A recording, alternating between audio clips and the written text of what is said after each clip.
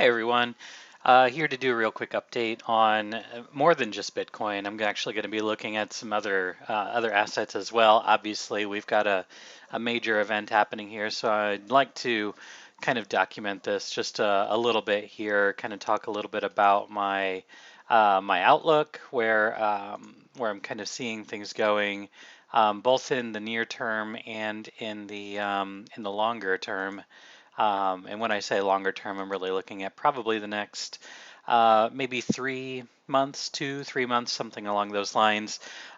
Before I get started, of course, I need to start off with the fact that this is not financial advice. You need to do your own research. You're responsible for your own trades. And I'm here for maybe just a sanity check, if you will. All right, so I want to focus here on Bitcoin first, because Bitcoin has been in this consolidation pattern for so long. And I just want to kind of talk through some of the scenarios here as we're starting to look at things. So let's first start off with this wedge, right? So there was a lot of discussion that this may have been some sort of a complex correction. So this would be something like an A, B, C down here, and that was basically the correction, and we've done nothing but create a 1, 2, 1, 2, basically to identify that we would be going much higher.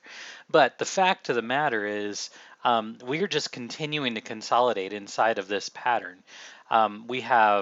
We basically have 3 touches here, but I'm going to count this as 2 touches because we've got a good bottom here, and this bottom, just for clarity, was at about $8,900. So we broke through 9,000, we consolidated above 9,000, we claimed 9,000 as support. And we really haven't seen that 9,000 level ever since this cluster right here. So my opinion, this cluster is going to be pretty important. So we're going to be starting about right here, and then we're going to be going down to, I would say, about right here. These are going to be some pretty important levels. So just, I guess, keeping an eye on these levels as we continue to move forward through our consolidation phase. And you can see that first level, it has held. So we did test it here. We tested it here. We just nicked it right here. We tested it here. And every time we test it, we're getting just a little bit higher. We're getting higher lows every time we do this. Now, we are also achieving lower highs, which is the consolidation. We are making our way all the way through this. And, if we were to measure this wedge, let's just take a look at this from an apex standpoint. So let's take a look at this. I'm going to use my fib time zone just to basically measure the size of this wedge and determine where kind of where we are in relation to it all. So let me just do this. There's going to be 25%. Let's do 50%. We'll do 75%. And then, of course, we have our 100%. So we aren't quite 75% of the way through here. So that's kind of important.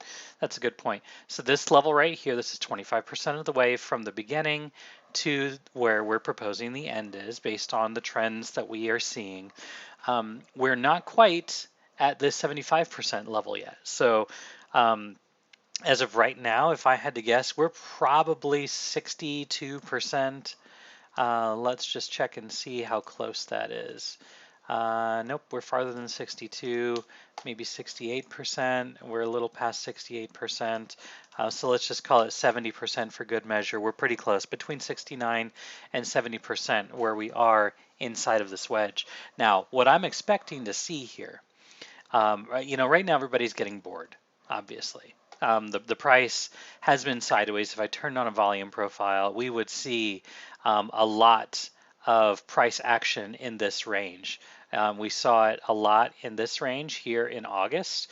We are seeing it right now also occurring here in September. We all remember October of last year as well. We moved sideways. We didn't really do much of anything. We were just steady moving. And I've said this before, I'm going to say it again. If buyers do not come in to mark up the price, then sellers will sell. They're not going to sit in a stagnant asset. So what I think is actually going to happen, and this is going to sort of solidify the quote alt season that we're currently seeing right now. I say alt season, this is one day. So don't want everybody to get their hopes up too much. But what I can say, and if I pull my trend-based fib extension, and if we start down here at the bottom, work our way to the top, I'm not getting exact measurements, but moving it down to here, you know, an A, B, C pattern to get a flat would basically take us right here to the 618. And the longer we go, the more realistic this target right here at the 618 is going to be. So I would say we're probably looking something along this line. So I'm going to move this out just a little bit, getting our D on the larger wedge and here. So I guess maybe I'll make this degree just a little bit larger because this is a larger degree on this wedge. And then we're going to start to see our A, B, C to take us down here, probably going to come a little bit deeper.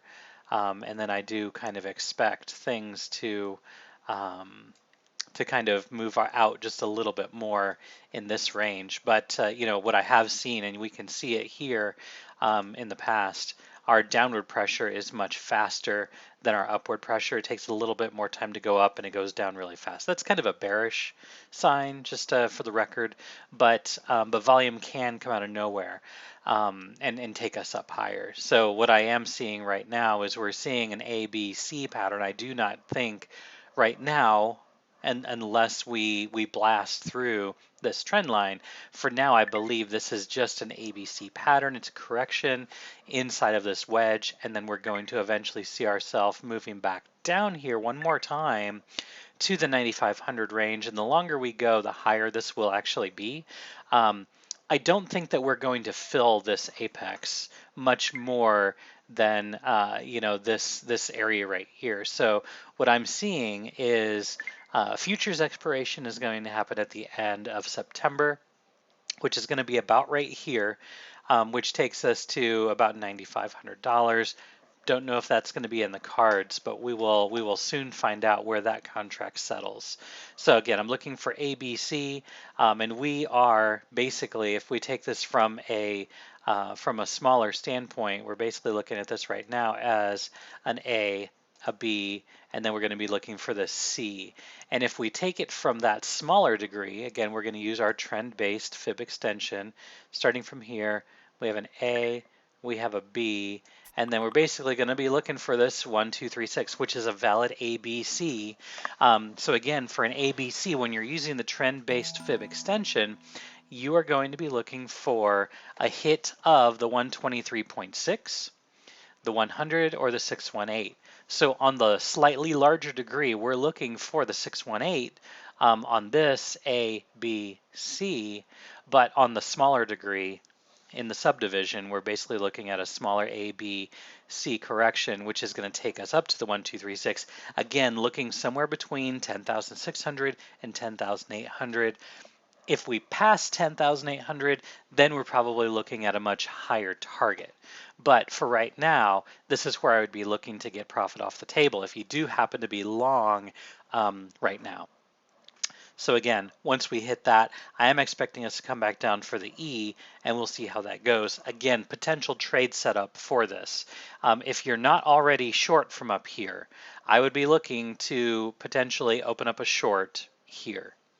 And if you're long from down here, you might want to keep that long open and head short on a futures contract. So on Z19, I would not do a short on U19 because it is going to be expiring very soon.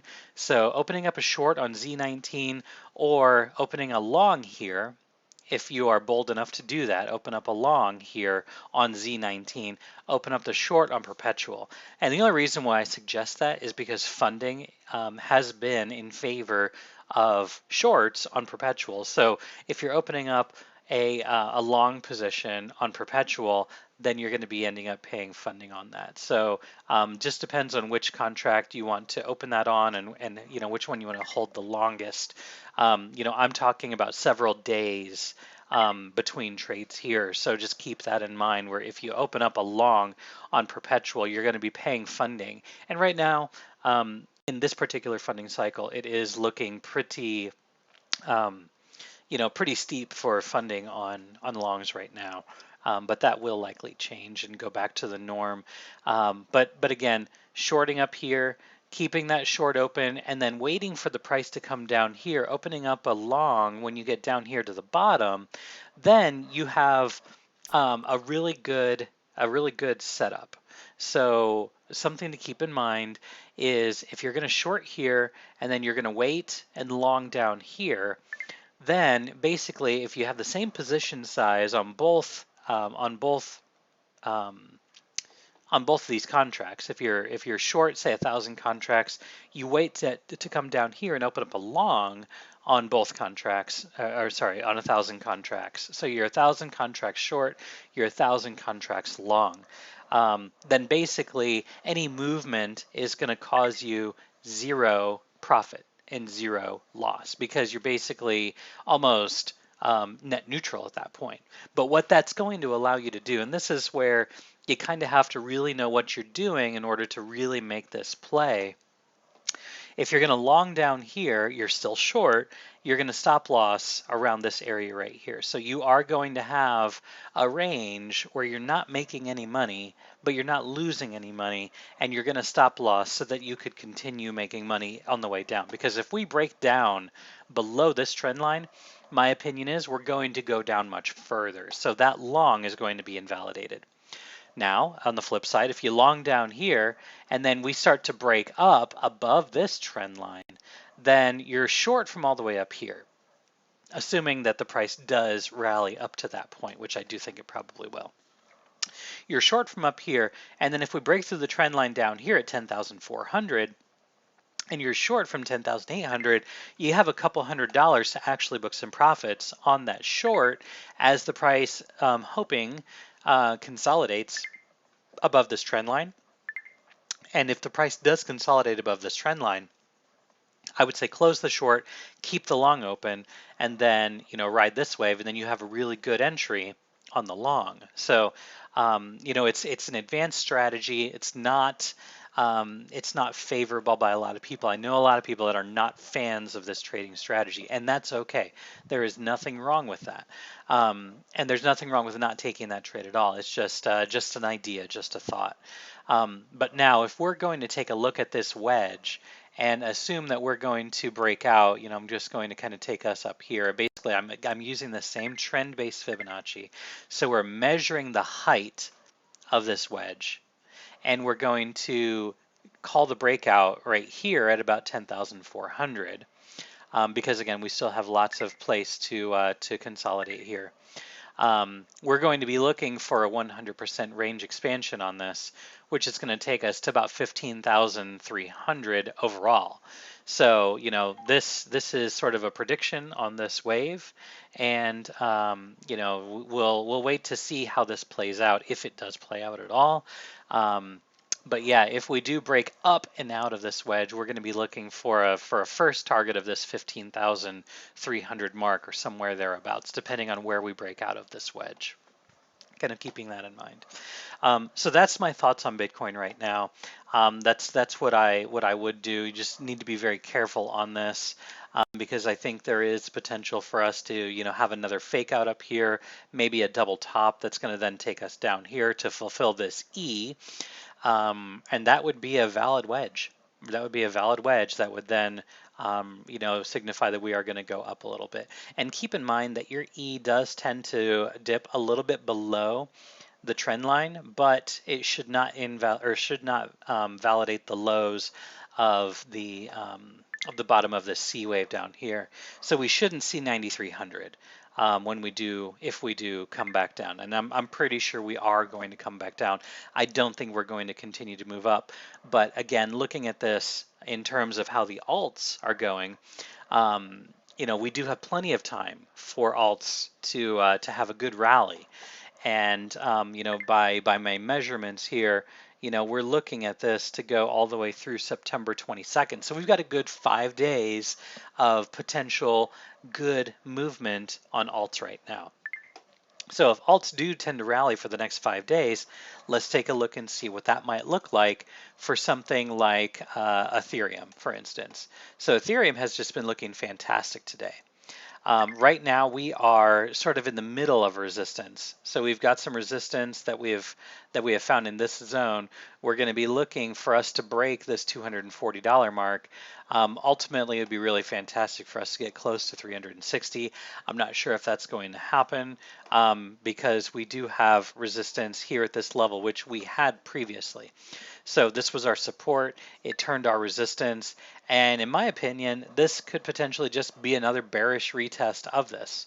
Some things that do look good on this, if I did have to kind of analyze this and see what this kind of looks like, we can definitely see that we are starting to see a little bit of a parabolic curve on this. So this looks pretty good. This looks pretty good for upside. I would be starting to look for some sideways action. I do think Ethereum is a little bit overbought right now. And actually, I think that could probably be said for a lot of the alts right now. I would probably say that there's a lot of alts that are overbought right now. So I would be very careful buying right now. Be on the lookout for a lot of these wicks that are potentially going to be forming. Just be careful buying right now because you could get caught in, buying the top, and I don't want to see anybody do that.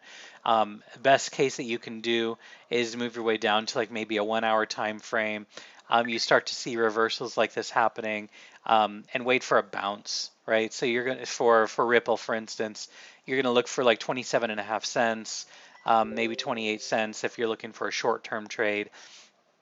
But for Ripple, for instance, I know that there's a lot of people that hate Ripple, a lot of people that like them, right? But right now we are sitting here on a bearish retest on Ripple versus the dollar here at 29.30 cents. We had support here, and we saw support over several days. We had support here, and then it broke through, and we have been consolidating below this at about 25 cents. 25 cents has been the support, and now we've got basically our resistance at 30 cents, our support at 25 cents. So really keeping an eye on this. So I wouldn't consider buying Ripple unless it breaks through 30 cents and then it comes back. So I want to see Ripple do something a little bit like this. So from here, I wanted to see it move up here to about 32 cents and then do a little bit of a correction, come down here and claim 30 cents as support, and then I'm going to basically be looking for a much larger move up here to where the new resistance is going to be, which is at about 38 cents. So 38 cents is going to be where I see my new resistance, and even from right here moving up to 38 cents, we're looking at a 30% increase in price. That's not bad. But if you were to buy this right now where the price currently is at 29 cents and you want to take a stop loss at 25 cents, you're looking at a potential 14% loss. Whereas if you were to have done this earlier today, you would have been able to buy Ripple at say 26.5 cents, still stop loss at 25 cents, so you're only risking 4%. And then your target is now going to be again at right here about 38 cents. Now you're looking at a 43% increase in price. So lots more upside potential if you're actually timing this appropriately. And to be quite honest, it's been very hard to time the alt market, but dominance has been really bad, and I'm seeing a lot of these altcoins really start to do some really great things. On the hourly chart, almost everything is looking really bullish right now. but I don't want to get caught up too much in euphoria. I don't want to get too greedy or anything like that. Coming up here on almost 20 minutes. So I'm going to stop here in just a moment. But I would be interested in buying dips if I was looking to buy. Fortunately, I did buy alts a couple days ago, so just have to be very careful on this and be very careful on your trades. Buy the dips, don't buy the rise. I've been saying that for a long time. Don't get caught in the rise, buy the dips, and that's when we're going to see things start to eventually turn around. So those are my comments right now. So I'm going to cut this off right at 20 minutes. If you have any questions, feel free to pop in the Discord. If you need an invite, just feel free to DM me. Be more than happy to get you an invite. Otherwise, happy trading and be careful out there.